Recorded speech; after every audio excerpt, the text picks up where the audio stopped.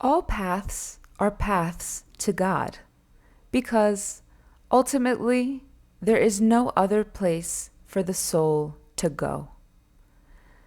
Everything has come out of God and must go back to Him. Even in evil, man is seeking happiness. Worldly happiness inevitably leads to disillusionment. But those who go on seeking, throwing away one after the other, the shining glass bits of pleasures of the world, will at long last find the diamond of true happiness in God. Satisfaction will never come from anything less than God.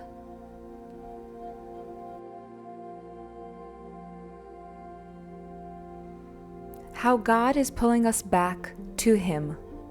Extracts from lectures by Paramahansa Yogananda in 1946.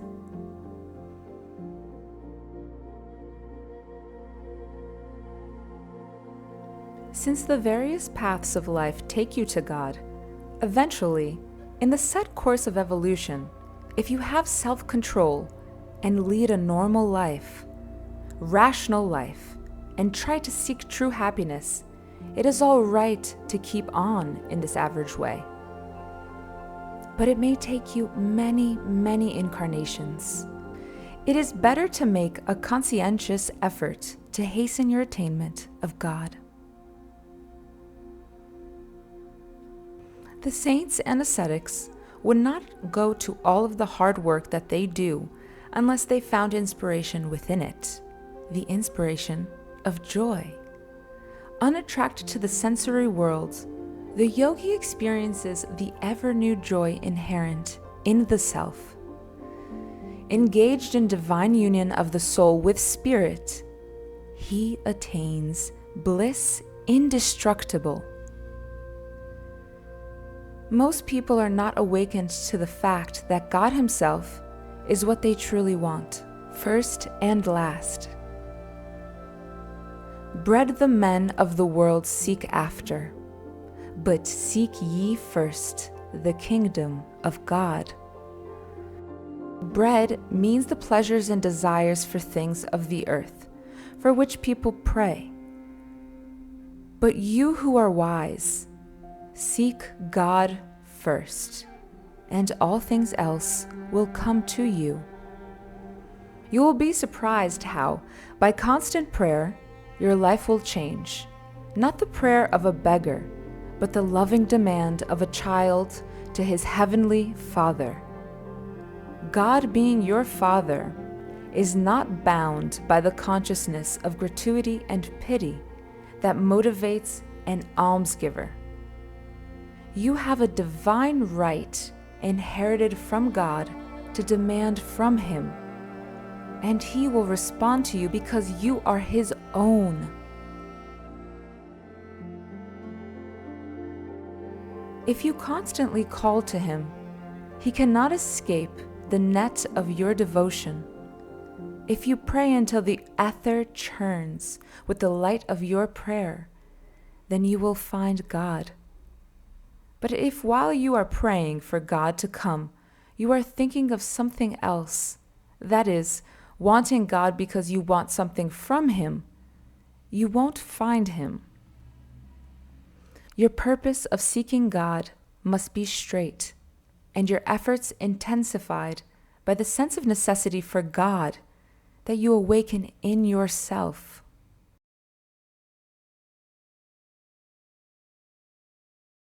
Religious superstition has taught people to be afraid of God.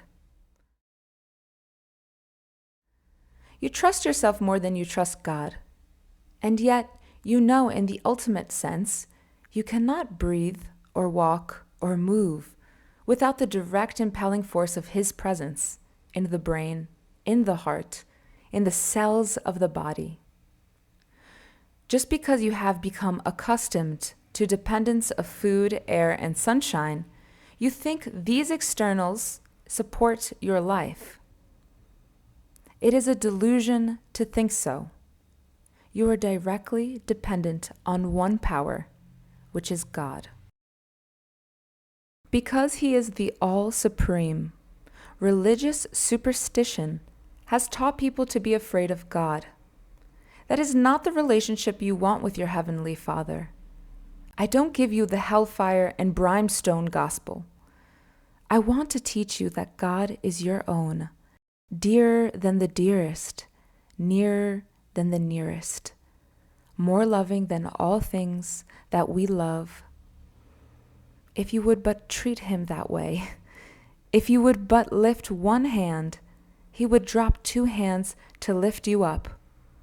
If you are unceasing in grasping for the hand of the Spirit, he will come without fail.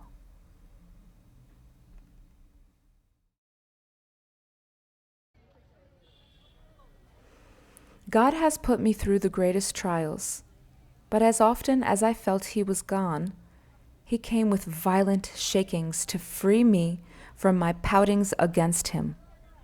We pout often, but we should never doubt. And when we pout, it should be so strongly that the mother has to come to look after us. Of course, I don't pout for my needs anymore, but for those of the organization. God won't tell me until the last minute that he is coming to my aid, but he does come without fail. I find that he is with me always. Never has he failed. If you have that trust, and if you love him more, you shall feel that he has loved you always, and that it was you who didn't seek him. That is why you thought he was away. He is never indifferent to us. We are indifferent to him. God is compassionately aware that he has sent us here into this troublesome world. And if he cares for the sparrows that are sold for farthing, how much more does he care for us? Only he wants to be sure of our love, so he plays hide and seek with us. God has an inferiority complex. He is not sure whether the devotee truly wants him or something else. I tell him often, Lord, if they only knew how wonderful you are, they would seek you. But you keep yourself hidden in the flowers, in the clouds, in the ether. Yet when you look at the beauty and wonders of nature, how can you doubt God? He works in everything, and his tools are life and intelligence.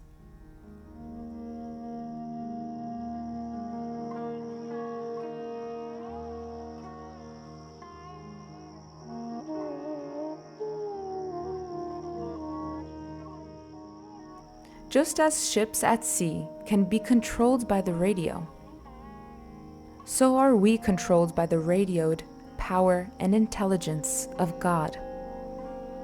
Without his beam of life, we are dead. Why not seek that power, which is the source of our being? Why not seek the giver instead of the gifts? That is where the real freedom lies. He is working right within your brain cells and your thoughts. If you would but contact him within, you would find a friend who is unfailing, a lover who never lies. It is God alone who is pursuing you with his love, and who is seeking you right within you.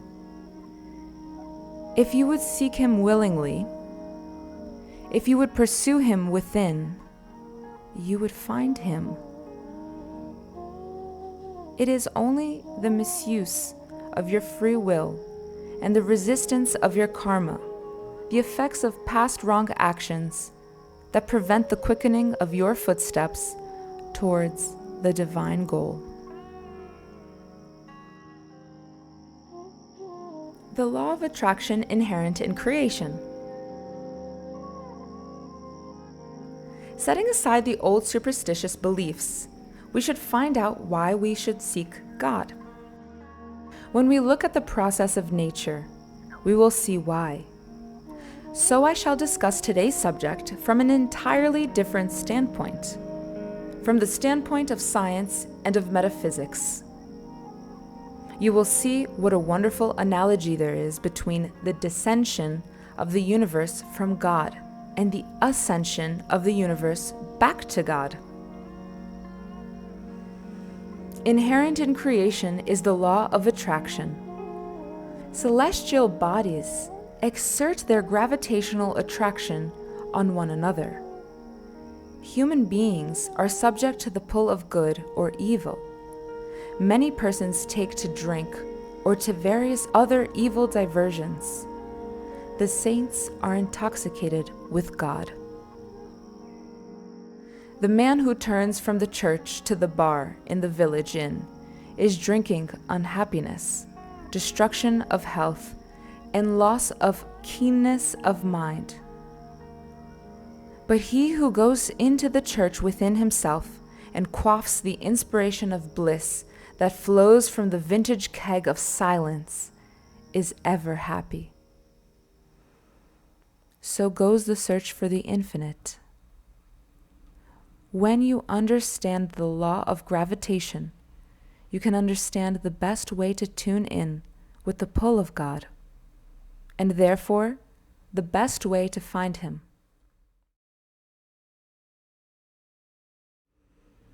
Gravity's effect is seen when two bodies are free to move and they are drawn toward each other. Gravitation, according to physical science, is the attraction of which exists between masses of matter, by virtue of which every such mass tends toward every other mass with a force varying directly as the product of the masses, and inversely as the square of their distances apart. That is, if the distance between two masses is 1 foot, the attraction will be relatively strong.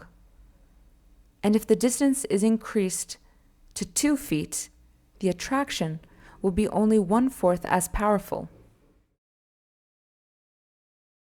The law of gravity is universal, the same in the earth as in the sun, and in all objects in space.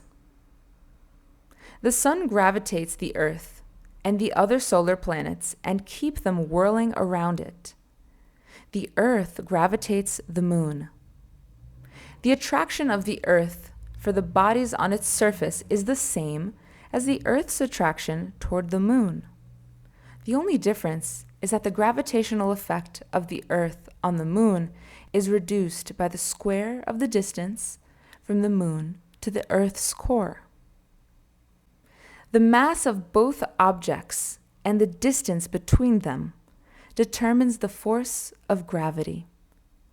Gravity is not a one-sided pull, but the pull between two objects. Just follow this analogy. It will come to a beautiful spiritual understanding. Imagine, for example, that here are two bodies. You pull at one and it comes toward you.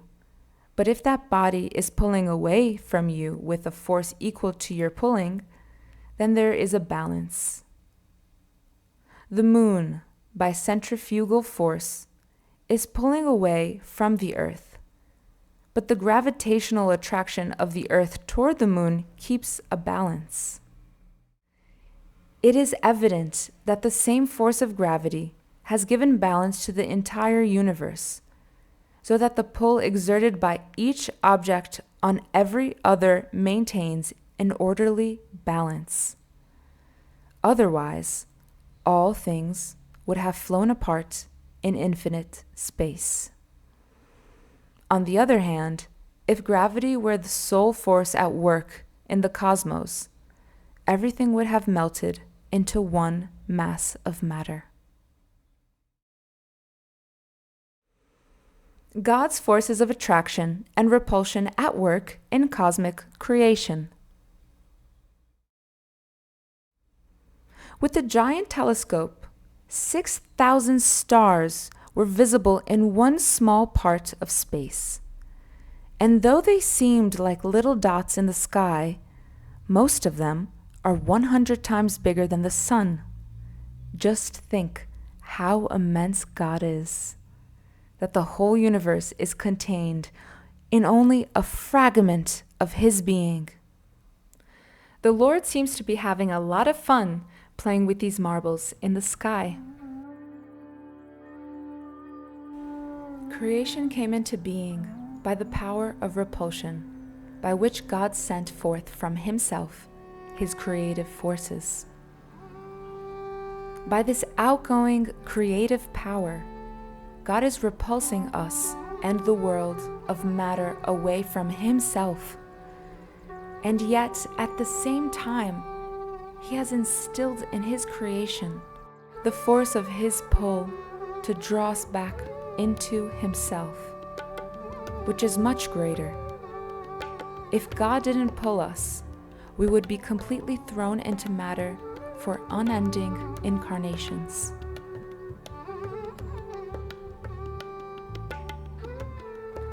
From the study of theogony, we learn that many ancient cultures ascribed the beginning of creation to the descent of gods, or celestial creative forces. The ancient Parsis, for example, believed in the gods Ormas, Ahura Mazda, and Ahriman, who evolved themselves out of primordial matter, and were the two deities who created, respectively, good and evil. The origin of the material world is illustrated in the Egyptian notion of a cosmic egg, made by the god Ta, out of which creation issues. According to the Hindu belief, Brahma is the external, self-existent being, spirit, the immutable absolute, which unfolds itself into creation by condensing a finite portion of its consciousness into causal, astral, and material objects through the gradations of subtle creative vibratory elements of ether, air, fire, water, and earth. Spirit's consciousness as immanent in creation, as the Creator is the world's soul, out of whom all souls have come.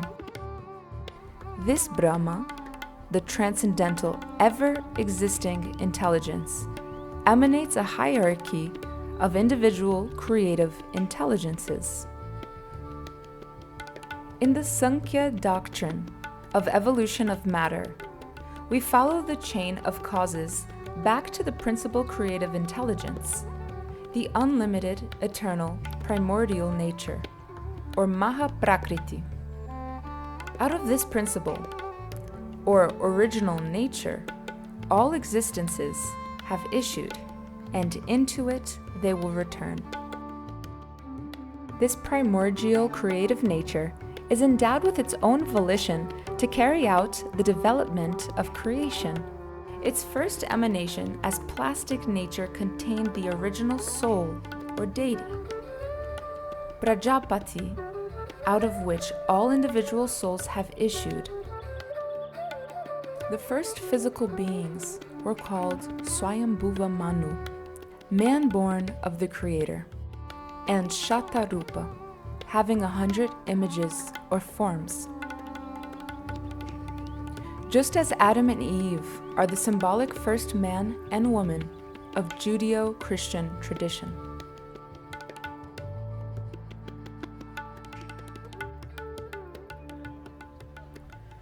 Though the Hindu concept refers to the creative intelligences as deities, they are understood to be none other than individualized aspects of the one spirit.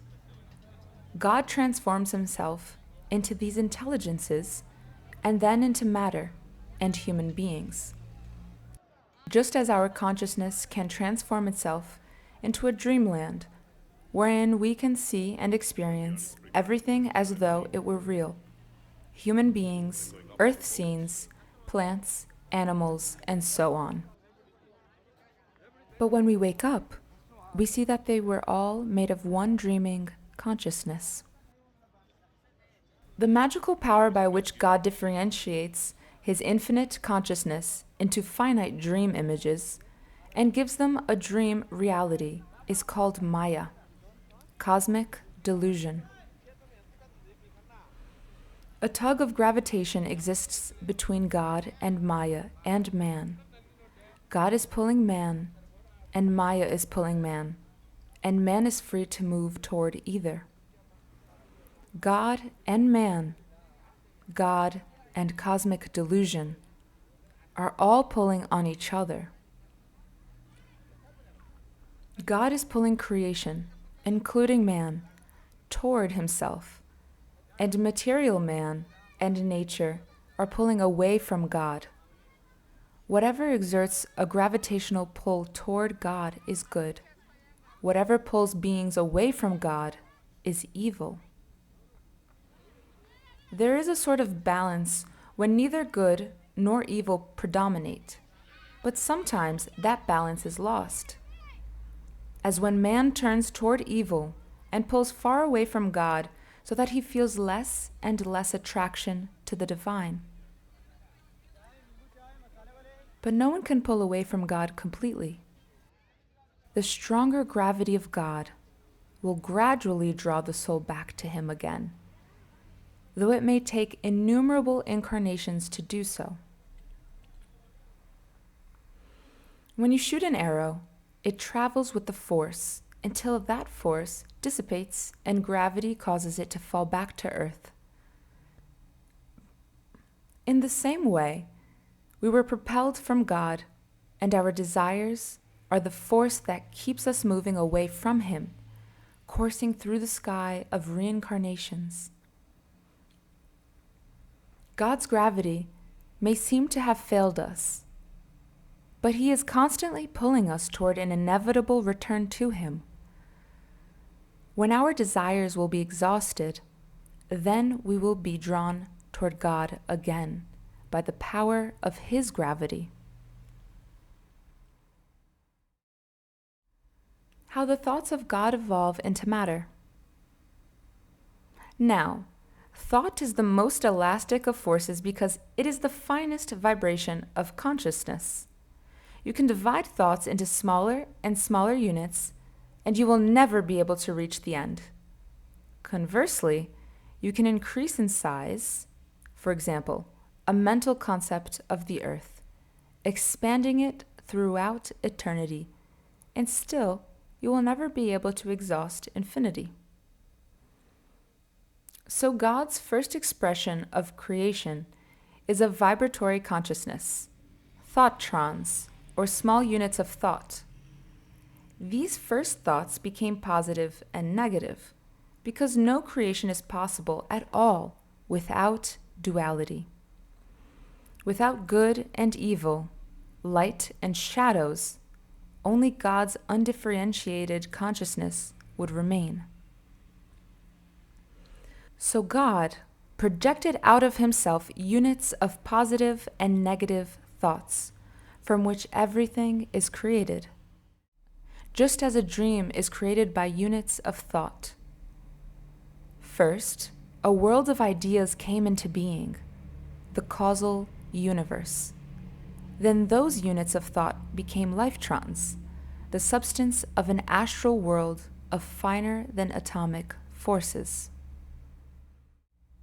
Then lifetrons became condensed into the material creation consisting of positive and negative protons and electrons, atoms, molecules, cells, and so on.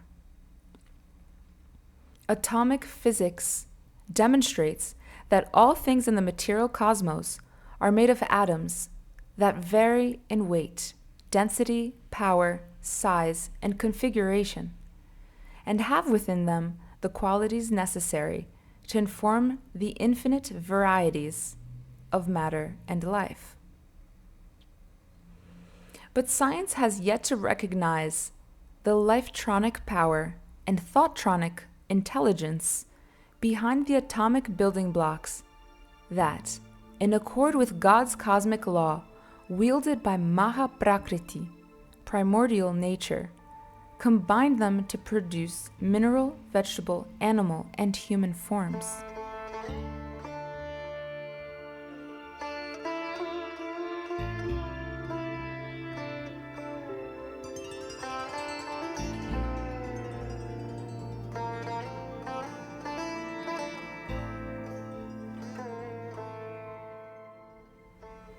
Evolution versus involution. When God saw that he had driven these elements of creation out of himself, from the finest to the grossest forms, the process of involution began to work. From the standpoint of our subject today, think of evolution as going away from God and involution as going back to God.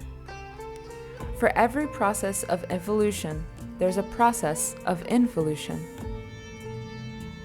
As God's creative thoughts assumed their grossest form in matter, then involution began. The process of involution is going on all the time. God's dreaming consciousness manifests first in the stones or inert minerals. It then begins to stir in the sensitivity of plants, but has no self-consciousness. Then come all forms of sentient life in the animal kingdom. The innate vitality and consciousness then finds expression in man, with his superior intelligent power to reason and discriminate. And finally, in the Superman, the superconsciousness of God is fully reflected. Thus does creation go away from God, and then come back to him again. God will give salvation not only to man, but to the planets, the earth, the stars, everything that has worked so hard for billions of years to provide a stage for a cosmic dream drama. Going back to God by the involuntary procedure of nature is a very slow process. But the discriminating man eventually asks, why wait millions of years before I can return to God? He reasons that he didn't ask to be created in the first place, that God created him without his permission, and therefore he should release him. He refuses to wait longer. When that desire comes, man has made the first definitive turn back to God.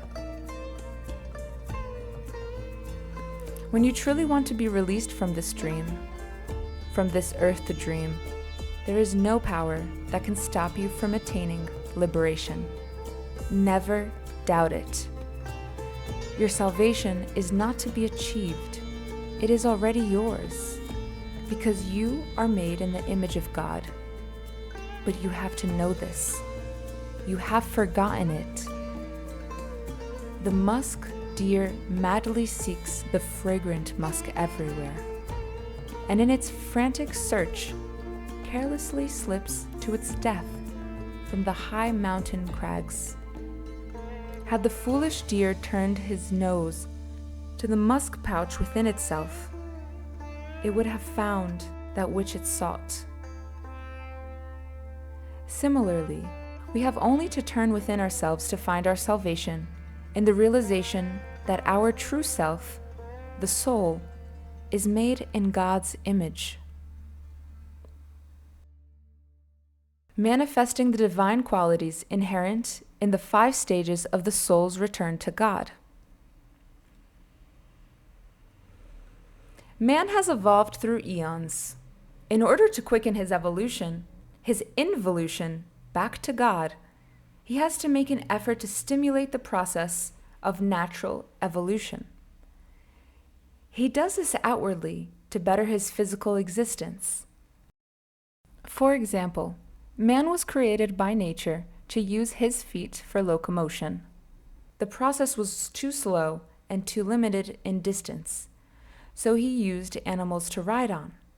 Then he invented the car and the airplane and so on.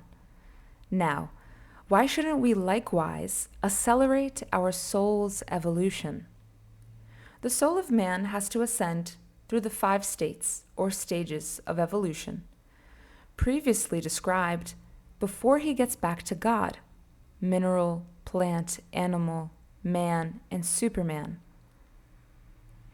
He is to accumulate unto himself the divine qualities inherent in each stage. He must be transparent like the gems, without spots of defective perception. He has to develop their crystalline character by removing the mental blemishes in his otherwise sparkling mentality. His thinking and perception should have gem-like clarity that will undistortedly reflect the divine mind. This means his sensations must be pure. Misuse or overindulgence of any sense creates flaws in the sensibilities. But if the gem of one's sentient mentality is unclouded, one then develops spiritual sensitivity.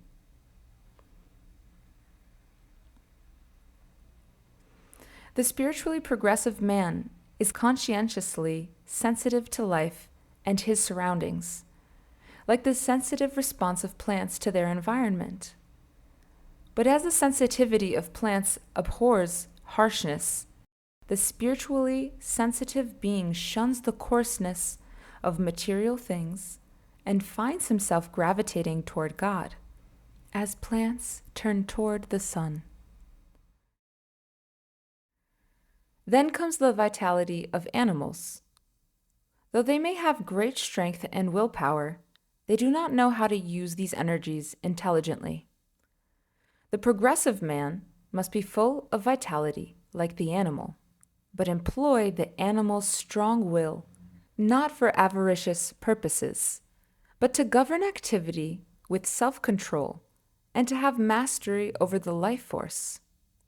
When the vital force is always engaged in something good and worthwhile, and is not dissipated in bad habits or the abuse of sex, then man is going toward God. But as soon as he gives in to plainly indiscriminate animalistic instincts, he is going toward matter. That is the common happening we see everywhere. The yogi, on the other hand, learns how to use the vitality and will with wisdom. He is not weak. He is a master of self-control. He knows how to relax and throw the searchlight of vitality within to reveal the presence of spirit. The reversal of the life force from matter to spirit is called pranayama. By withdrawing the life current from externals through Kriya Yoga, the consciousness begins inwardly to awaken to its higher nature in God.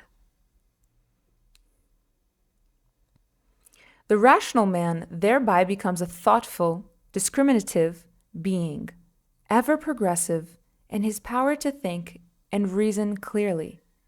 He develops pure reason, or discrimination, in which his rationality is no longer mixed up with doubt and misconception. He learns to reason with wise men and to understand the truths they express and exemplify. If you reason with people who are always in doubt and confused, and especially if your own consciousness is not yet firm in true understanding, your brain will also become infected by doubt and confusion. So many people try to win their points by argument, but I let them have a sense of victory right away. There is no use talking to them. Fools argue, wise men discuss. When we conversed with Master Swami Sri Yukteswar, it was a communion bound by pure reason and blessed by his wisdom. The masters cling to truth, not theories. But most people are enslaved by emotion and circumscribed by their own opinions. If two people really want to find truth, they can agree very quickly. It is only by developing both pure reason and pure feeling that you can reach God and truth. In the ordinary man, reason is uppermost and feeling is hidden. In the average woman, feeling is uppermost and reason is hidden. If you have too much feeling, it becomes emotion and will take you into the meshes of matter, and too much reason becomes rationalization, which also takes you into delusive matter. When you balance reason and feeling by meditation, you will come to God in truth perceptions. By an interchange of these qualities, man and woman can help to balance in each other pure reason and pure feeling, thus helping each other toward union with God. But marriage is not the only way. By successful meditation, one attains this balance within himself or herself, for it is already there, hidden in the soul. After developing the balanced reason and feeling of the discriminative stage, the last state of involution is to be attained, the pure intuition and omniscience of the Superman. He is intuitively progressive in feeling his soul and spirit. He must then fully lift his consciousness from the body and materiality to his original omnipresent state. The freed soul is back once more with God.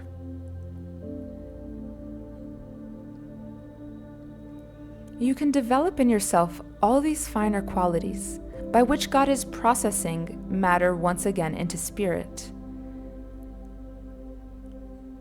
You can hasten this process in your own body by spiritualizing it through meditation and Kriya Yoga. You will see your body changing into a mass of light, atoms of condensed electromagnetic energy. When you gravitate toward God, those luminous atoms are realized to be naught else than the vibratory thoughts of God, the compressed consciousness of spirit.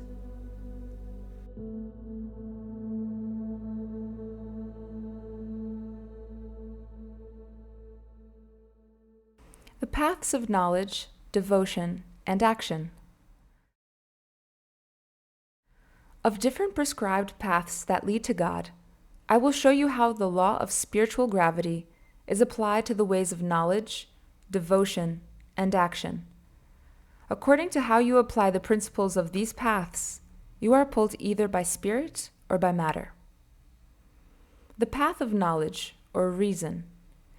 If you program yourself with theoretical knowledge, you will become a walking Victrola, able to repeat lofty phrases and to be considered a learned being, but your knowledge will be unsupported by your own realization or spiritual attainment. Such intellectualization keeps the ego tied to the physical faculties of mind and its relation to matter. Theoretical knowledge cannot give you realization about God, so don't waste your time on too much theory. Those who do so become lost in the jungle of reason and never get beyond mere theories. In the process of reasoning, they never perceive truth, for truth is beyond reason. Most intellectualists thus become bound by their own conclusions. If you use your power of reason only to make money and seek material gain, again, you will gravitate toward matter. So the masters say, do not use your God-given reason to become more and more mixed up in the labyrinth of matter and in the egoistic limitations of the intellect. With the power of discrimination, study and apply truth until it becomes your own intuitive realization. When you develop your intuition, you will feel the presence of God and His omniscience within you. That is called esoteric reason, or Jnana Yoga. The path of devotion. If you have pure devotion, you will feel the pull of God and will find Him. But again, there are two poles in this path also, two forces pulling you: devotion to God and devotion to matter. Even death tries to remind us that it is foolish to be lured by material attractions. The misser is devoted to objects of matter and remains attached to them to the end, even though he at last has to leave everything behind. Yet to his final breath, he is just as devoted to material things as the yogi is to God. But the yogi reasons, matter is external and possession of its objects is short-lived. Why should I concentrate on the little temporal things and exclude eternity? Devotion to God alone is the only way to everlasting fulfillment. The consciousness of the worldly man is circumscribed. He is devoted to his body, his surroundings, and his family. His attachment says, us for and no more. He should rather use that family affection as a lesson in learning to expand his love. As soon as you love not only your family, but give that love to all, you are going toward God. That is why Jesus said, love thy neighbor as thyself. To use family affection for all, to give to the world the same love you have for self and family, is gravitation toward God. Lessen the consciousness of family, property, and all material attachments, and begin to re-express the omnipresence you have lost. Lessen the consciousness of family, property, and all material attachments, and begin to re-express the omnipresence you have lost. In loving God, do not lose your devotion in emotion. This sometimes happens on the path of devotion. I was surprised to find holy rollers in this country. It began with certain sects in India. But when devotion is expressed in physical emotion, the pure quality of love is lost in the external expenditure of the life energy in the muscles. When the body and mind gravitate toward God, they become calm and quiet. The consciousness and life force become interiorized when one is inwardly with God. True devotion is like a plummet that sinks into the sea bottom of the perception of God. That is Bhakti Yoga. The path of action. Some persons have a natural inclination to be active. They love the motion of working and serving. If you work for your own self, you are pulled toward matter. But if you work with the thought of doing everything for God, you are pulled toward God. When your activity centers only on making money for material advantages for yourself and your loved ones, or on any activity with a selfish end, you are going away from God.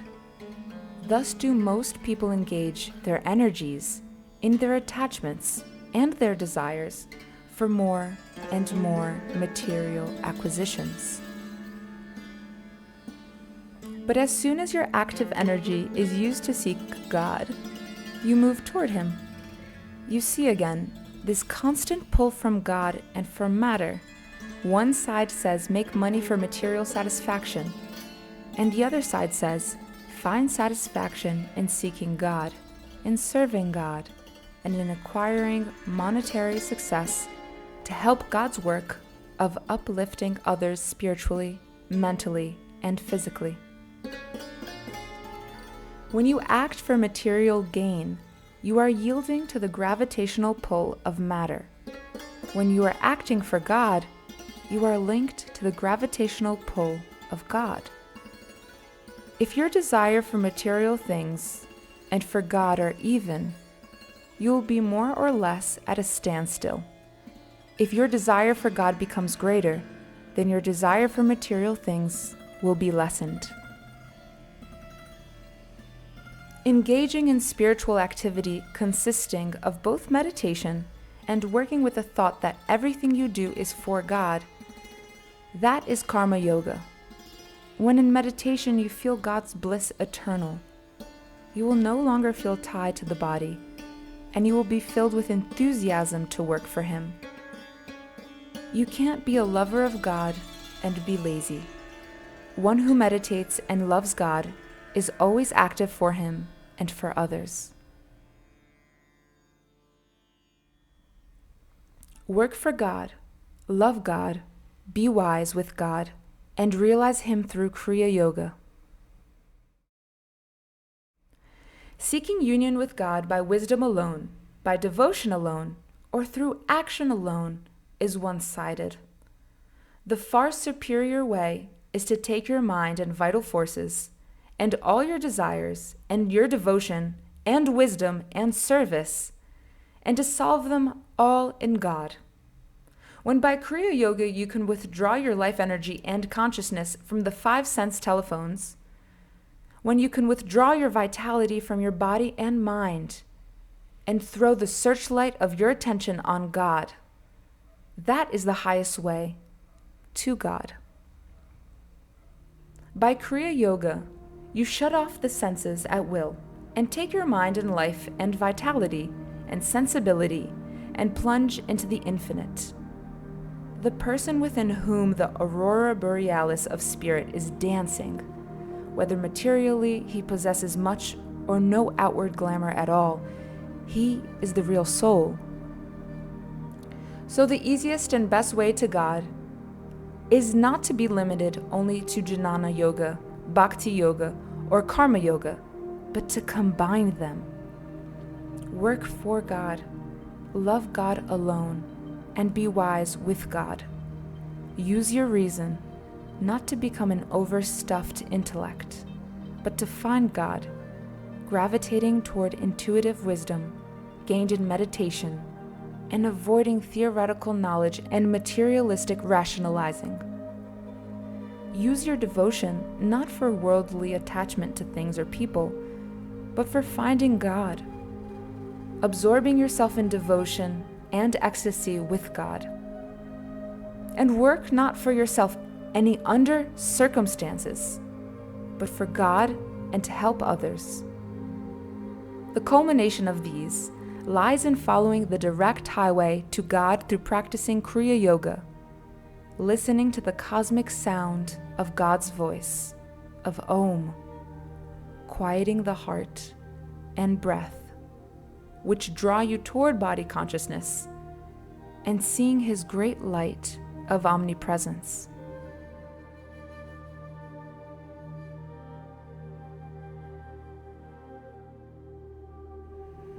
Worshipping in the church or temple is a good habit, provided you learn from that inspiration to go into your own temple of meditation and ecstasy within.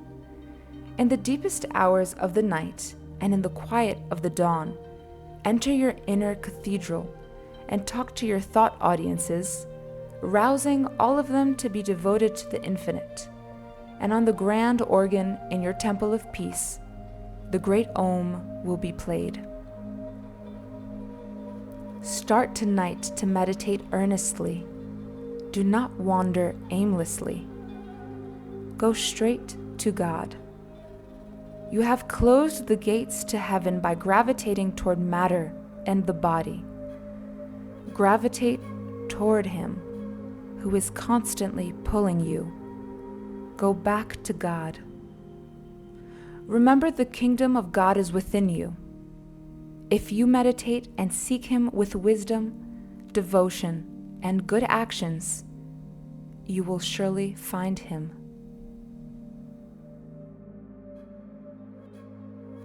Excerpts from the book Journey to Self-Realization by Paramahansa Yogananda.